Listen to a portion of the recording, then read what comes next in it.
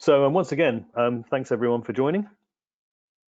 I'm your host. I think most are looking at the attendees list today. Most of you know me. I'm Keir Bowden. I'm the CTO of BrightGen. I'm a Salesforce CTA, MVP Hall of Fame. If you want to connect with me on Twitter or LinkedIn, those are my details. And this is the first of a series of webinars. We didn't badge it as a series of webinars initially because we thought there was only going to be one, but starting to go through the amount of content there is, the amount of change that's coming along, this is going to be the first in a series. So we'll be talking about the next one to come up later on today. But what we'll cover today is what you should be doing right now, the concepts of responsible artificial intelligence, the technology that you'll be using, what you should be doing with your people to prepare them for artificial intelligence, and yeah, now what next? Any Deep Purple fans here will recognize that album reference.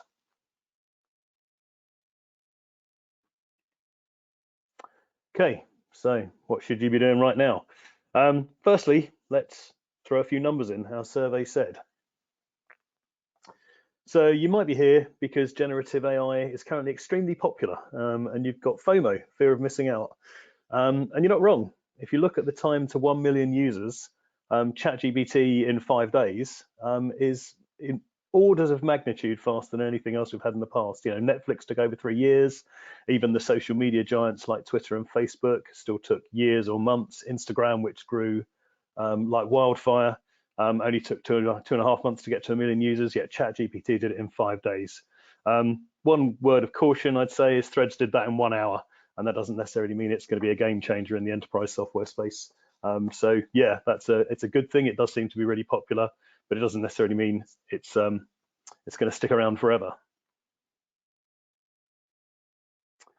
You might be here because your customers are asking you about it. Consumers love AI, it appears. 73% of them trust content produced by generative AI. I think it's quite remarkable, given that an awful lot of the purveyors of generative AI say you shouldn't trust it. And I think that's because it does seem like magic. The way you can talk to it like a human, it can respond like a human, and it responds in a very confident fashion. It really sounds like it knows what it's talking about. So, you know, people do trust that, even though 51% say they're aware of the latest AI trends. You know, an awful lot of them still trust. What's also interesting is there's a fair amount of them that aren't worried about you know, what it could be used for in terms of evil rather than good. So, you know, 34% are worried about use in phishing attacks. That means 66 really aren't, which again, find that quite interesting. So lots of trust and not too much concern about how it might be used for evil. I think it's entirely possible these views will change when we get the first Cambridge Analytica style scandal involving generative AI, but at the moment it just all seems really good. It's really cool. It's a lovely human-like experience, and I can just ask it questions and it knows stuff. It's brilliant. You'll notice for each of these slides, I've got links at the bottom as to where the information came from. Don't worry about trying to capture any of that. We'll share the deck and the recording out as usual at the end after the webinar's complete. So what do IT leadership think of it? Well, senior IT leadership are very keen, again, 67% prioritizing it within the next 18 months. 33% consider it to be a top priority. So, you know, it's important, but it's a midterm thing for a lot of people rather than an immediate thing, probably because they think that a lot of this stuff doesn't really exist in a usable format for enterprise companies. 33% believe it to be overhyped, but 80% of those who believe it is overhyped still believe it will help. So most IT leadership, even if they think it's being blown out of all proportion, still think it's actually going to be an improvement. It's probably just not going to be the game changer that everybody else thinks it will. Flip side to this is 71% believe it will introduce new security risks, and they are not wrong. 66% believe their employees don't have the skills, so that's a bit concerning. A lot of work to do to change that belief. And 99%, so almost all of them, believe they must do something, but not all of them know what they should be doing. So if you're looking at numbers like these and wanting in, what should your first steps be? If you haven't done this already, the first thing you need to do is get control of what's going on within your organization at this moment in time. Put a group in charge and make it clear who is in charge, Because if you haven't communicated who's in charge, then everybody thinks they're in charge. They'll all be doing their own thing. It'll be the Wild West out there. And then you've got to try and get control back afterwards, which is really hard. If you haven't put someone in charge, if you haven't put any guidelines in place, then once you start digging, I'm sure you'll find that actually you've been using it without knowing, with all the attendant risks, etc. Make it clear who is accountable and responsible for your use of generative IT, how it's used, where it's used. Doesn't need, as I say, doesn't need to be an individual, but make it clear to the rest of the organization who it is, what it is, so they know where to go if they want to do something or if something goes wrong. You want to publish guidelines to tell your staff what they can and cannot do with generative AI. Most importantly, remind them of their responsibilities around corporate data. Cannot stress that enough. You'll be hearing that from all directions, certainly in the Salesforce world, is, the data is sacrosanct. You've got to make sure that you're not handing it over to the wrong places, and make sure that where you're using data with generative AI, it's appropriate data. You're not just handing over the keys to the kingdom. Tell your staff what the acceptable use cases are, which areas of the business it's appropriate to use and which it isn't. You probably don't want to turn it on for everything. You want to look at some use cases and roll them out. Where do they go for approval if they want to do this? And also, tell them what training they should be taking. Encourage them to take training, but identify what it is. Make good use of their time. But most importantly, you want to encourage collaboration on this topic. You want questions, you want concerns, you want ideas. You just want control over that so that you know what's happening. So a question to ask yourself, and this little picture here is one that I grabbed at the Salesforce World Tour, and it's something I referred to in the first blog post that we did on AI. AI has been around for nearly 10 years in Salesforce World, and it's been usable for probably 7 years in Salesforce World.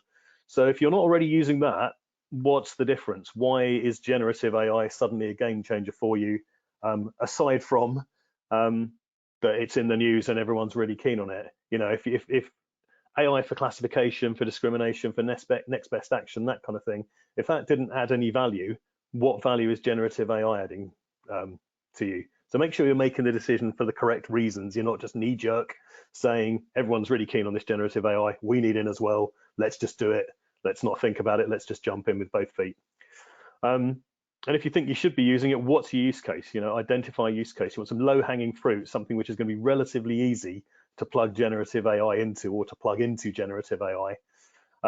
But when you do this, you want to identify what success looks like. It's no good just going in, getting to the end of it, spending a couple of $100,000. Do we succeed? Who knows? Does everyone seem happy? Yeah, customers seem as happy as they were. Do we know if they're any happier? Not really. If you don't know what success looks like, you don't know whether you've been successful, you'll have a very hard job getting further investment. And part of this is identifying what you'll measure. How do you know you're getting better or worse? What's changing? So identify that kind of thing up front before you start getting involved in this.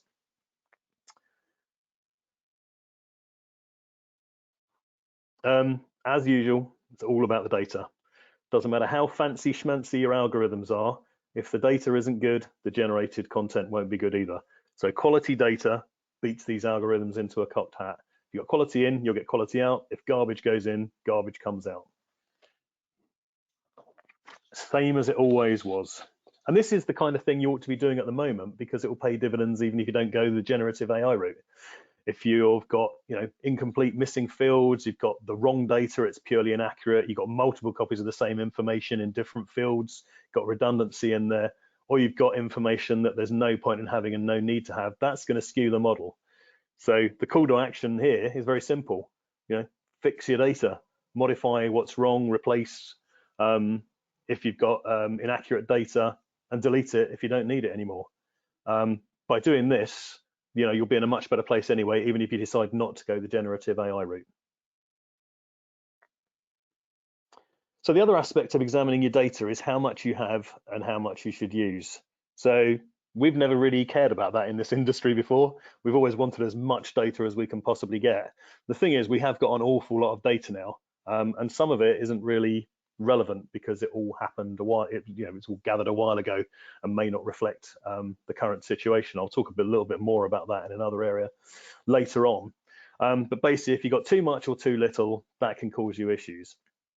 So if you've got too little data, you're potentially exposed to one of two types of fitting.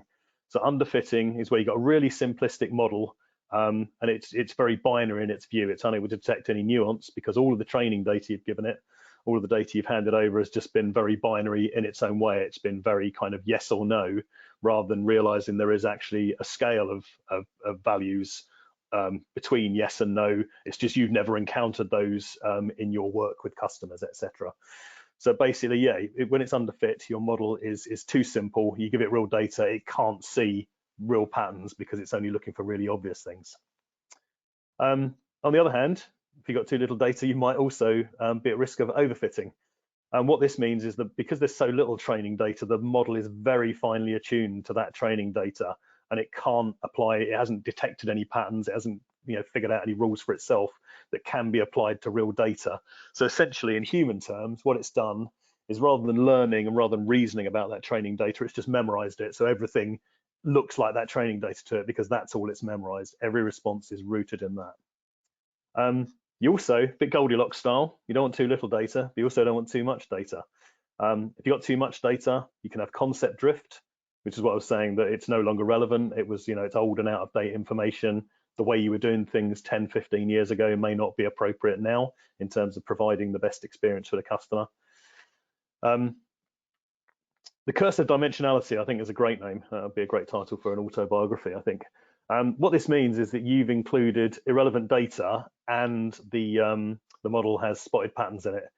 So to give you a really ridiculous example of this, if you were trying to identify customers that might be interested in a new product, and part of the data used to train the model was their swimming proficiency, the model may decide that there's a rule that means it's only worth pitching to those with the 200-meter butterfly ribbon. Clearly nonsense, but this is what happens when you put irrelevant data in there.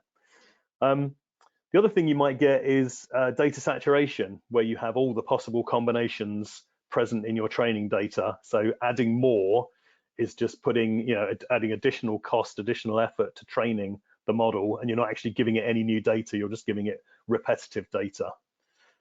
And probably the biggest issue when you use new data for AI is bias, and we'll talk about that in a bit of detail shortly. So if you're going to use AI, you need to make sure that you're using it responsibly. I think most people agree with that. So I don't know if we've got any Silicon Valley, I've already asked about Deep Purple, so if we've got any Silicon Valley fans on the call as well. Even Gavin Belson realized that we need ethics in tech, ethics as he called them. Now, of course, he was using them for evil, whereas we will be using them for good to give everybody the best possible experience.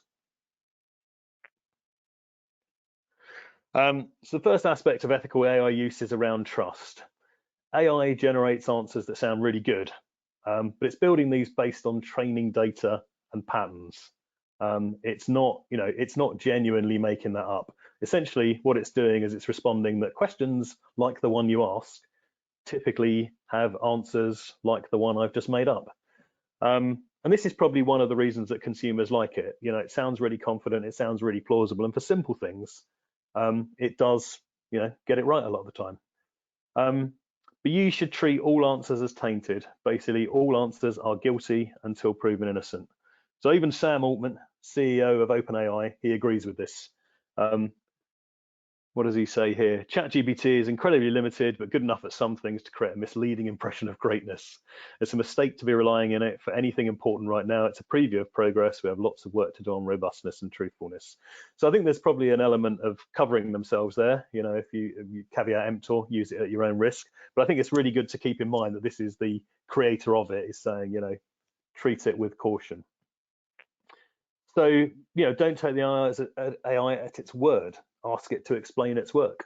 If you ask it to provide citations and references and it gives you those, make sure they exist. Again, don't take them at its word. Make sure they exist and make sure they are relevant to the question that you asked, not something that it's just made up or picked something which isn't relevant.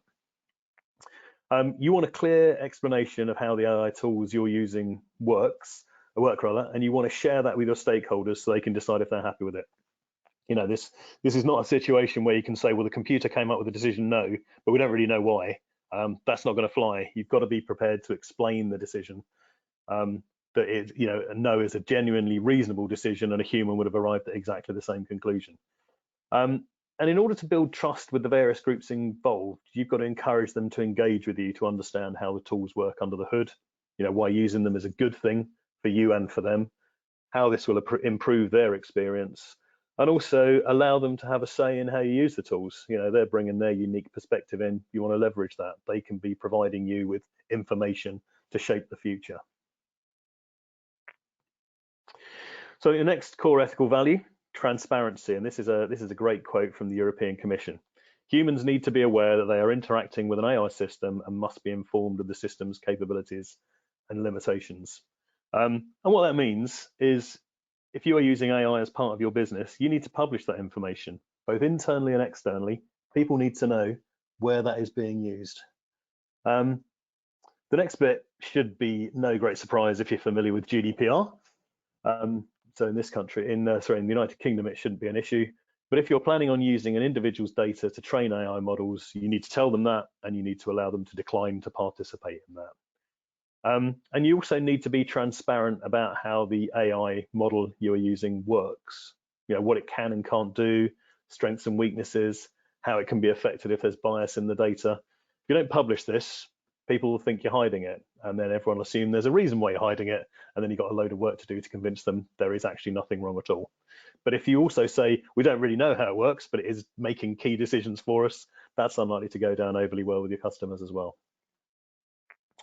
So I said we'd come to it later, and here we are. Bias. This is probably the biggest area of ethics to consider.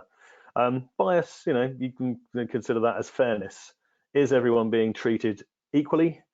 Or, as data science put it, are we sure that the absence of prejudice or preference for an individual or group based on their characteristics is a feature of our data? So the first thing you need to do is define what fair means to your organization. If you don't have that, if you don't have those standards, then it's hard to know if you're achieving that fairness. You need to look at your data and weed out any bias. And by bias, we mean that certain elements have a disproportionate effect on the results because they are weighted heavily or they feature too frequently in the data. And if you don't weed out the bias, you'll get skewed outcomes. Your reasoning won't be sound, your decisions can't be justified. You'll get low accuracy because the decisions aren't being made on the attributes that matter, they're being made on the biased attributes. And worst of all, you'll be introducing or reinforcing systematic prejudice. There are many types of bias. I'm going to cover a few of these that are kind of particularly relevant to generative API, but I'd very much advise you do your own research too. Historical bias. This is where there's already a preference or prejudice present in the data based on decisions or processes that you've enacted in the past. This is in your data already, and it reflects the bias you're already showing, even though you may not have realized any of this. It typically reflects the social inequities that were present in society over the years you've been doing business and over the years you've been capturing data, but it gets amplified by artificial intelligence and machine learning. The one upside is that the learning often amplifies it to the point that it's really obvious and to everybody, and you think, how on earth did we get here? An example of this is Amazon's CV screening project in 2014. This used 10 years of historic data about successful candidates to screen current candidates. Because of historical attitudes, most of the people hired during those 10 years were male, and almost all of the technical employees were male. The model saw this was a strong pattern and flagged men as suitable candidates over women. Now, this wasn't just based on gender that was identified in the data, etc. It was picking up phrases in CVs like captained the women's lacrosse team, but it was still obviously incredibly biased and not very useful at all. So this had to be scrapped in 2015, but here we are 8 years later, still talking about it. So it takes a while to get away from that. Next, we have selection bias. So this is basically also known as representational sample bias. And what this means is your data is not representative of the population you intend to serve. So, for example, if you're launching a global service which is intended to be used by everyone around the world and provide exactly the same experience, but you trained it purely on data from residents of San Francisco, then you're going to find the results probably aren't going to be overly relevant to someone living in rural England. Can also mean that your sample set isn't randomized. You actually have a sample set that reflects the whole world, but you just picked a specific section of it which happened to coincide with you uploading a load of data that had been captured from San Francisco. Or it means potentially that you asked for volunteers and then you didn't spot that it was all pretty much the same people volunteering. And an example of this that's going on at the moment is the current NHS Nottingham maternity inquiry.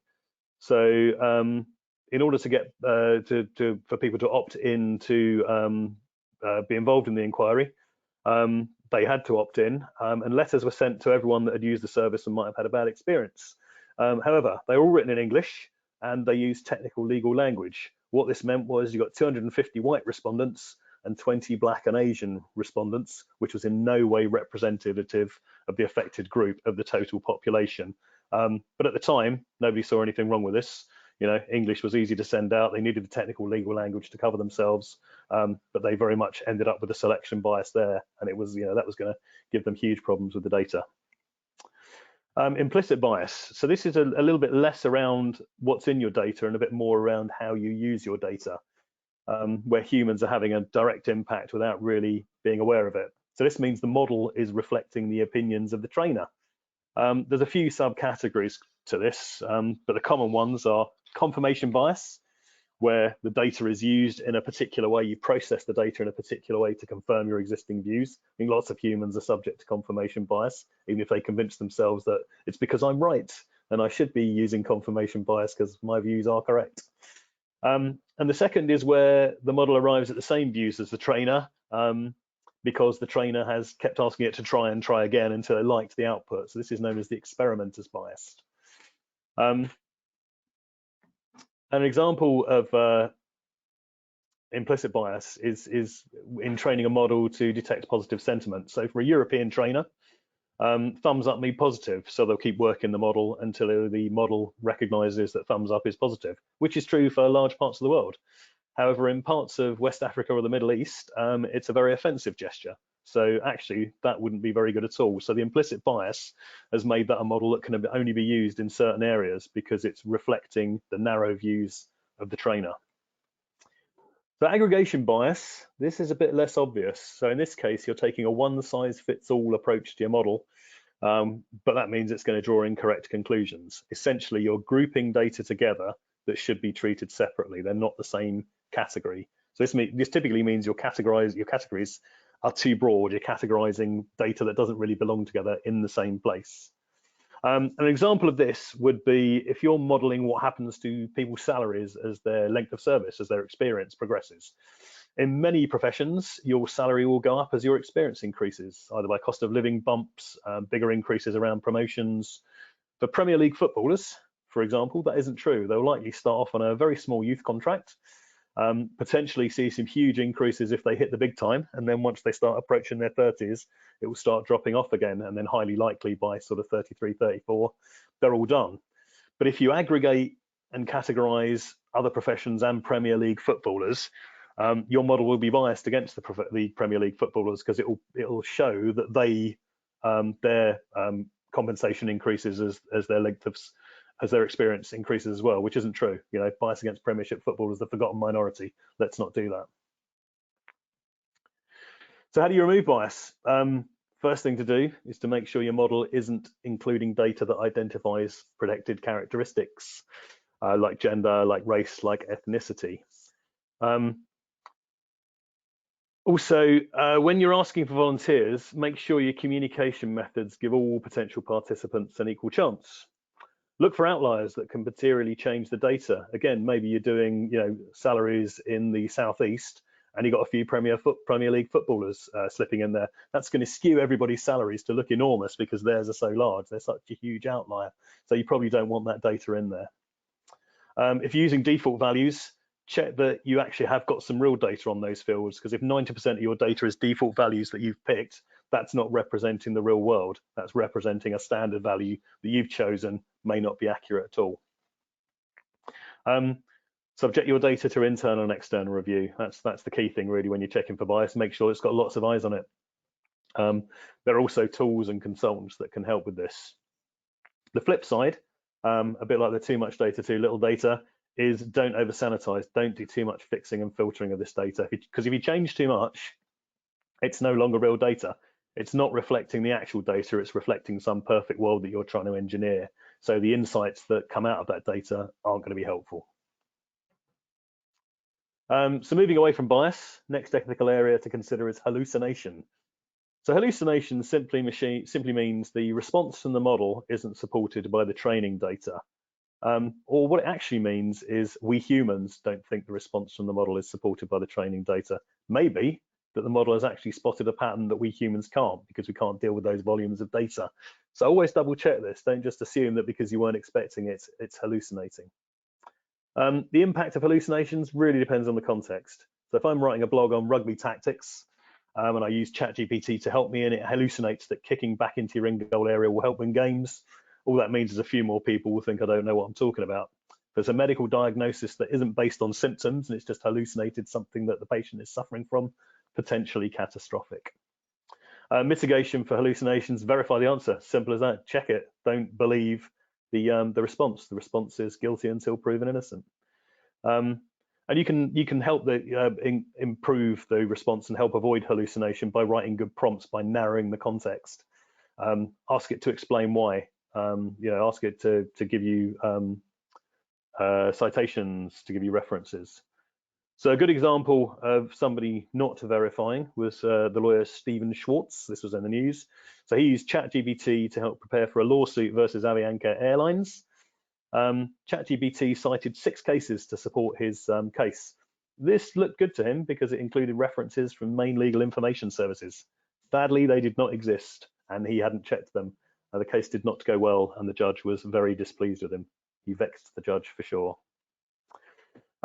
Ethical use of AI also means it's safe and reliable. So as with any other data, you need to make sure your models, your inputs, your data that's feeding the models are appropriately controlled, they're protected from attack, even if it's AI-powered attack, so it's operating at a higher level than humans could be. Secure everything just like you would any other organizational data. It has to be at least as reliable as your existing systems. It has to be able to scale, it has to be able to perform at the level they did. It may be generating the most fantastic insights, but if it can only handle a third of the load, that's not really helping you very much. And it needs to be dependable. Even if it's under stress or attack, the response should be consistent and accurate. And if it does fail, like every other system, it should fail gracefully and predictably. It shouldn't just collapse in a heap. An area where I think I've seen surprisingly little discussion today, it's occasionally called out, but not much, is that in order to be ethical use of AI, it needs to be sustainable use of AI. But again, not an awful lot of discussion. Now, most of the consumption takes place during the training. Maybe this is why it is. But if you're using a model and you're calculating your carbon footprint, you have to take some account of the fact that it's been trained for your use. So to train the GPT-3 model, these are estimates based on given by some experts. But it's estimated that it took the same amount of electricity that could power 360 homes in the UK for a year, and it used the same amount of water as 5,000 people would in a single day. So it's quite a significant impact. The amount of CO2 is highly variable because it depends on where the training takes place. There's an area with a good mix of renewables, could be as low as 4,000 kilos of CO2. If it's primarily coal and gas powered electricity, could be as much as 200,000 kilos. And a simple query uses around 10 to 20 mil of water and a tiny amount of electricity. However, if you're doing millions of these, the impact will stack up. And according to one Gartner study, if we don't come up with some sustainable AI practices, by 2025, it will consume more than the entire human workforce. So that'd be lovely, won't it? They'll have taken over and they'll be even worse than we are. As a final takeaway on this subject, consider setting up an AI ethics board to define how you should be using AI ethically and to hold yourselves to account that you're living your values. Make sure there's a diverse membership to avoid our old friend bias, and make sure you have executive buy-in so that the board is taken seriously. So the next couple of slides, I'm going to talk about the legal aspects you need to think about. Just in case any of you are wondering, I am not a lawyer and this is not legal advice. Always consult an expert. First up, ownership. First thing to say is the legal implications are complex and uncertain. Regulation and legislation is lagging behind the tech, and it doesn't look like it will change anytime soon. So who owns the generated content? Is it you? You wrote the prompt, do you own it? Does whoever developed the algorithms for the model own it? Whoever trained it, do they own it? Does the AI itself have ownership? Or does nobody own it, so it's available for anyone to use? You can't own anything, you can't control anything. Going more, who knows? Always read the terms and conditions of any generative AI service you're using, but bear in mind that is simply them clarifying their rights in respect to you. Generally speaking, what they're saying is it's all yours, it's nothing to do with us. That doesn't mean you own it if that's not what the legal situation in your jurisdiction. So, this is something to think about, really. And if this is a concern, talk to some experts, get legal advice. Patents. Patents is the reverse of ownership. So now we can come into infringement. If there is an infringement by the generated content, who is infringing? Is it the original author the model was trained on? Is it the trainer? Is it the operator? Is it the AI? Is it us using? Who knows?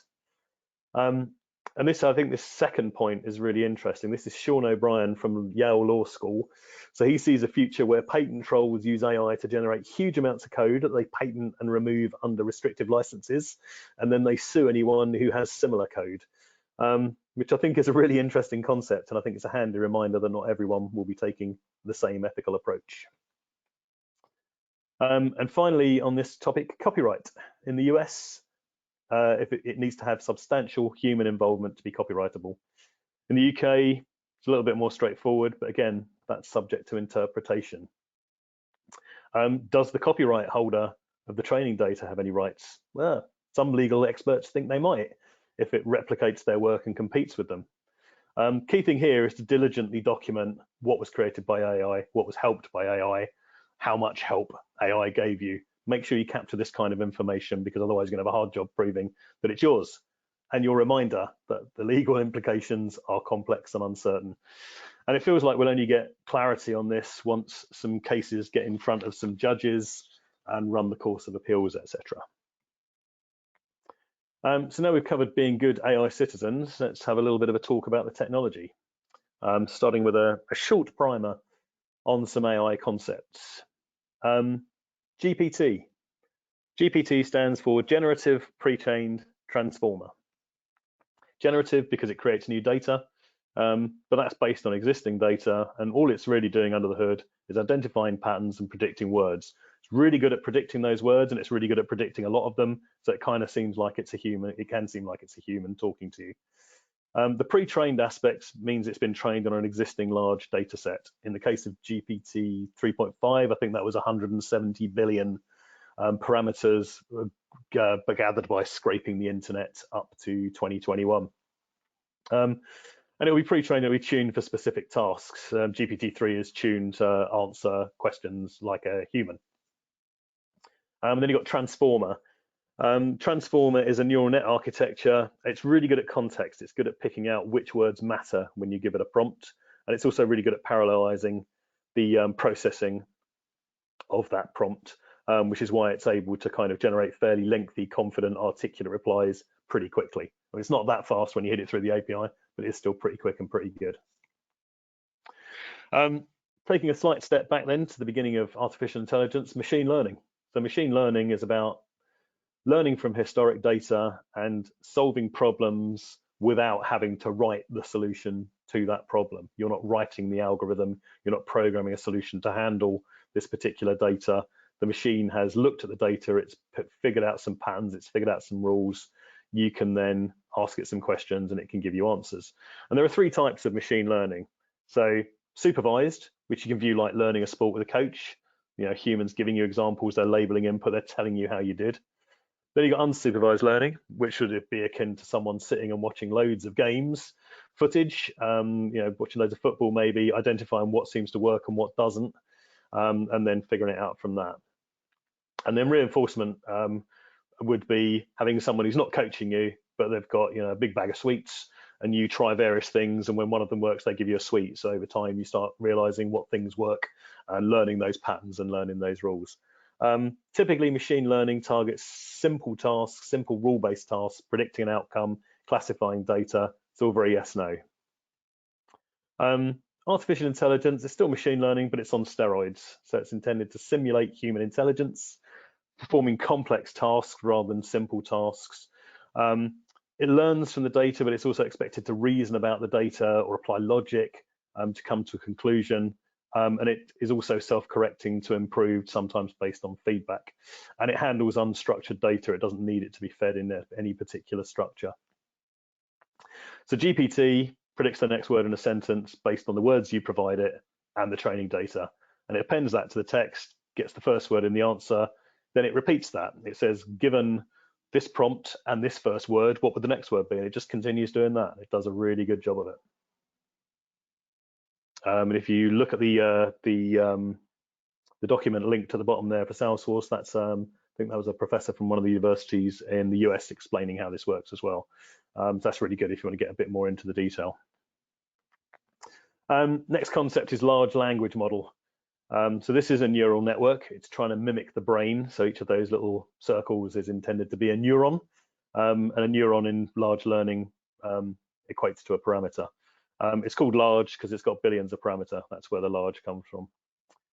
So when you put a prompt in, that gets converted to inputs, which are shown in orange, and they're all passed to every neuron in the next layer. Each neuron then carries out a calculation based on the inputs, based on some other factor it's been configured with. And if the results of that calculation pass a threshold, it passes its value on to every other input in the next layer. If it doesn't pass the threshold, it doesn't. So the idea is this isn't an important input, therefore I can safely discard it. And this makes its way through a number of layers, and eventually it comes to the output layer, which are the results, and then the best option from the results will be picked. The layers between the input and the output are known as hidden layers, and if you have lots of those, it's known as a deep learning network.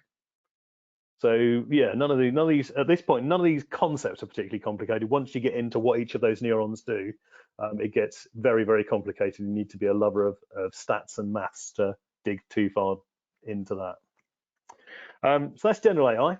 Let's talk about some specifics of AI Cloud. What we know, because it's still early days, even though I guess some people might have seen on Twitter and LinkedIn, Salesforce posting that Sales and Service GPT went live today. Fairly narrow use cases, but still good to see that something's out there in the wild. So AI Cloud in its current incarnation is an assistant for every product. It's a tool that augments the performance of a human. But bear in mind, you could be augmenting the performance of all your humans at the moment by hiring assistants for them. You don't, because it's expensive to hire 2 people to do one job. AI Cloud is also going to cost you money. It's going to cost you money in terms of Salesforce licenses, etc. And if you are using something like GPT, you're still going to have to pay the cost of hitting the GPT API as well. It sounds like Salesforce are going to, the Salesforce license includes some level of credits, but depending on your usage, that may not last too long. Because it's an assistant provided by Salesforce doesn't mean you hand the ethics off to them. All of those ethical considerations that I called out earlier still apply, even if you didn't build the whole system from the ground up. Still your responsibility. AI Cloud is human-centered in that a human is still in control and the AI is doing their bidding. They're the ones that sign off on it. Human makes the request, human reviews and adjusts the response to make sure it's accurate, make sure it's safe, make sure it aligns with the corporate values, and then approves the sending of the response. So one of the things I've said before, and I think I put this in the first blog that I did, I still think the genius move from Salesforce was to position themselves as the trusted way to access AI, because there's an awful lot of nervousness out there, and they're helping to calm some people down. So unless you've been under a rock, you'll probably have seen the Einstein GPT trust layer. There's a number of steps between the user making the prompt request and receiving the response. And I'll talk about each of these a little bit on the next slide. Hopefully you can still read the diagram okay. I find it helps to have it there as I'm talking about the steps. The first step is secure data retrieval. Users who don't have access to data don't suddenly get access to data because the field is referenced in a prompt. Like, that's a given. You don't kind of forget about all your data protection because we can do something useful with that data. Dynamic grounding is the next step. So this is essentially providing contextual information specific to the use case of the prompt. For example, the detail about what the purpose of an email is, the target audience, the tone it should be written in. All of this, helps something like GPT produce a better response. If you think about it, GPT isn't trained on your data, your CRM data. It doesn't know anything about that. So if you don't give it additional information, it's going to come back with a very generic response, which will give you a good starting point, but you're probably going to have to do a fair bit on top of it. Data masking, very important. If you're going to send an email, it's really nice if it's personalized. But the AI doesn't need to see those personalization details. So those just get swapped out with patterns of a similar structure, but not reflecting the real data. and then when it comes back, the patterns get swapped back with the real data again. And there's a little bit more information about how some of this stuff is going to work coming out from Salesforce as well. So it seems like some of the sensitive data rules that are currently used in Chatter, we're going to be able to apply those to prompts, and there'll be some additional capabilities about being able to define, what we should look for in a prompt, what should be identified as personal or company data that needs to be stripped out. So it's good to hear that this isn't just going to be a closed box. We're going to have quite a lot of control over this. When the response comes back, it then gets checked for harmful or inappropriate content. Again, that can only go so far. Responsibility is still with you. And details of the, you've got an audit trail, details of the request and the response, what you did, those are logged, and that's going to be really important. If you get into things like ISO compliance audits about how your system works, how you're dealing with customers, and how you're sending, how you're deciding to communicate with them. If it is, we don't really know what we do and we don't really log any information from it, probably not going to go well for you. And finally, the response goes back to the user, and that's where the user's experience, their critical thinking, their evaluation skills come in to look at it and say, actually, is this a good thing to be sending to our customers? So all of which sounds great, right? So we can trust Salesforce. Yes, we can, but we should not blindly trust them. This is still on you and your company. You're still responsible, you're still accountable. So you need to make sure it satisfies your needs on top of the generic Salesforce checks. And you also need to understand how this trust layer works, or you aren't demonstrating the ethical attribute of transparency. You can't explain why it's taking the decisions because it's all Salesforce isn't going to help you. Once the trust layer has done its thing, for you've got to verify the accuracy. Mentioned that before, mention it again, always verify the accuracy. Check what you've been given, don't just send it out. Make sure the recipient, anyone else who might be involved with this email, the request that arise from it, is aware that you used AI. This wasn't entirely your own work. And remember, all actions are taken by humans. AI is assisting, but you're not just blindly pressing the button and trusting it. You or your staff make the decision to use what it has given you. And also remember that you're dealing with models that learn based on usage. So you can't just check everything at the outset and assume it will remain stable and satisfactory after that. You've got to continually recheck those. This is not one and done. And in a few specific scenarios, these are the kind of things you should be looking for. So I won't go through all of them, everyone can read, but if you're transcribing a call, essentially you're recording that call. So make sure everyone consents. Make sure you send them a copy of it afterwards so they can be happy with it. There are, when you use these things, there are a lot of responsibilities that fall on you. Summarizing case information. We've seen a lot of examples of that from Salesforce, but you need to make sure it's only including relevant stuff. There could be irrelevant information that the machine sees as something that was important in solving that case. It's up to a human to decide whether it is or not. Which brings us nicely on to people. And the first part of the people side of things is training. There is a skills gap around AI, and that will likely be around for a while. So as you can see here, lots of people are worried because they don't know how to get the best of AI, but they think they're going to be fired because of that, or because AI is going to take their job. And are they right to be worried? One of the quotes that's cropped up quite a bit is, AI probably won't take your job, but somebody using AI better than you might take your job. So take from that what you will. If you look at who is currently using, which industries are currently using AI, marketing's got pretty good penetration, so over 50%, sales is down at 35%, and service is down at 24%. This doesn't surprise me. Marketing messaging, segmenting groups, that can be quite general. It doesn't matter if it's not 100% accurate. You kind of nudge people in a particular direction. If you're into service management, if somebody's got a problem and you tell them a solution, that needs to be precise. That needs to be right 100% of the time. It's no good just guessing at that. So I think that's what you can see, the kind of the left to right in terms of usage is about how much accuracy you need, how much precision versus creativity. You're going to need to train your staff to pick up some new skills. So you want to give them some general concepts of machine learning and AI, because they may need to explain that to someone. They definitely need to know how a specific tool works, because they may be explaining that to a customer. They need to know what it's safe to use it for, what they can and can't do with it, and also what the risks are, what they should be looking out for. What kind of, if it goes wrong, what would that look like? How do I spot it? They need to know what good looks like in terms of output. They need to know, be able to evaluate an entire response, not just looking for certain words and certain cherry picking. They'll no doubt have questions and concerns, or they may receive those from a customer. They need to know either how to handle them themselves or how to escalate them. And keep training them that they never use real data to learn. They never use real data to play around with anything. Again, data is sacrosanct. And one of the things with AI is it's really good at generating you fake data. So you should definitely use that instead. However, it's not just about new skills. You need to make sure your existing skills base isn't eroded, because this is still human-centered, right? The humans still need to be able to do all the aspects of the job they currently do. They need to have the skills to engage with customers. They need to be experts in your products, or how will you verify the AI got the answer correct? Some customers won't talk to a computer. I have some relatives who would definitely not want to do that. They will press whatever they have to press to get hold of a human. And as I mentioned before, they need to recognize accurate output, and they need experience and expertise in your business to do that. And the thing is, if this is viewed as an opportunity to get rid of the juniors, then where are the seniors going to come from? You've got to keep bringing people through and bringing them on. They just won't be doing quite so much of the boilerplate boring work. So many of your colleagues are going to be fearful of AI. Some are worried that AI means mass unemployment. Others think that it may not take all the jobs, but it will be mine. But a common theme is that increased efficiency means we'll cut some jobs. So if 85% of the people plus AI can do 100% of the job, will 15% of the people be made redundant?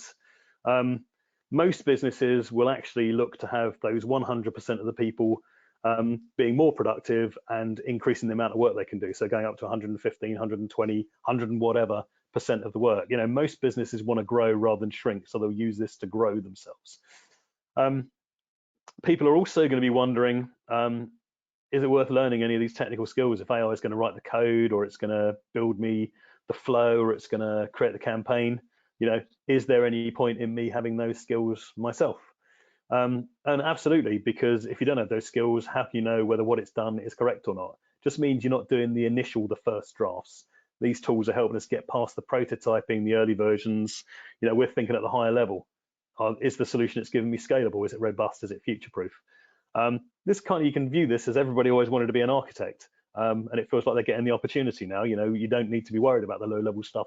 The machine can do that, work at that higher level. So because your staff are worried, you're going to need to reassure them. So you need to be reminding them that AI is an assistant. It's not their superior. They don't have to do what it says. You know, it's creating early drafts. It's not signing off the final version. And it's not doing the creative work. It can do creative things, but they tend to be quite random. And if everybody relies on AI for creative work, it's all going to look exactly the same. What you should be using it for is to maintain repetitive stuff, the initial versions, so your staff work at a higher level. Yeah, so your humans need to understand, they correct, they approve content. So as I said before, this isn't less staff, it's the same staff doing more.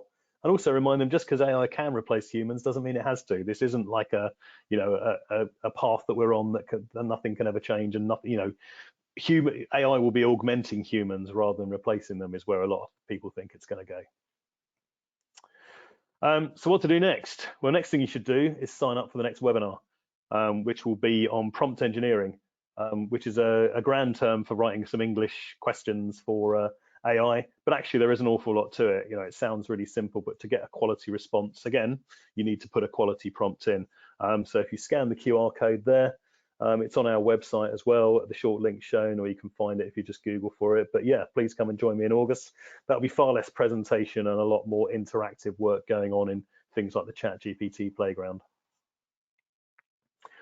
Next thing to do is start learning. There's a number of useful trail mixes on Trailhead around generative AI and ethics in general, which is, again, should always be top of mind. And if you fancy diving into the technology a little more, then deeplearning.ai has some really good short courses that only take a few hours, give you a playground where you're interacting with an API, and are really very cool. And also, if you missed the Salesforce webinar last night, the Unlock ROI with generative AI and GPT, that is available on demand. Just register at the link shown and you can watch that. That was an interesting watch for sure. And also start exploring, start playing around with it. You know, OpenAI and others have chatbots and APIs you can try out, some of which are paid, some of which require a free account. Hugging Face, the one at the bottom, is a really cool platform. It's all manner of tools and models are available to try out. Most of them are being hosted by somebody for free, running on minimal hardware, so they can be a bit slow and they do time out. But all the ones I've tried have been very functional. And finally, time for me to hold myself to my ethics and be transparent about my use of AI. These images on the topic slides were all generated using Stable Diffusion 2.1 via Hugging Face. And I'm terrible at drawing, so I could never have created these myself. It also turns out I'm not very good at describing what I want an AI image generator to draw for me, but I'm not bad at prompts for steampunk style images, and I quite like the results, even if nobody else does. So that brings me to the end of you listening to my pre-prepared content. I hope that was useful, and I'm now going to go and see if we have any questions and hope that I might be able to answer them if we do.